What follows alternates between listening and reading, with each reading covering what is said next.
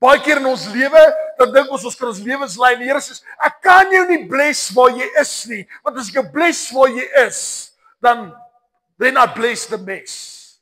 I can't bless the mess. Amen.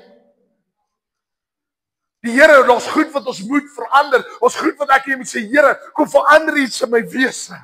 Want baie keer is ons maar ek bid, pastoor. Hoekom antwoord die Here nie? Die Here sê dan alles wat ek in sy naam vra.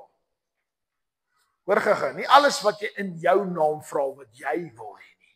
Alles wat jy in die naam van Jesus vra, is sonde in Christus. Nee, soos as hy jou iets gee wat so toelaat laat lei tot sonde, kan hy dit vir jou gee? Nee, kan nie vir jou gee nie. Want as hy dit vir jou gee, wat bring dit? Verwoesting. Wil God verwoesting hê in jou lewe?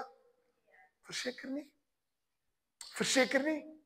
Soos baie keer ons lewe soos Here, maar ek verstaan nie, hoekom beantwoord nie my gebede nie? Dit is soos van Rudy, jy luister nie na my nie. Ek kan jou nie bless nie, want as ek jou bless waar jy is, dan gaan die wêreld dink as jy 'n kind van die Here is, jy proclaim jy's 'n kind van die Here. En mense kyk na ons lewe lyk glad nie soos Jesus nie. En ek bless jou, dan dink mense dis hoe 'n kind van God moet loop.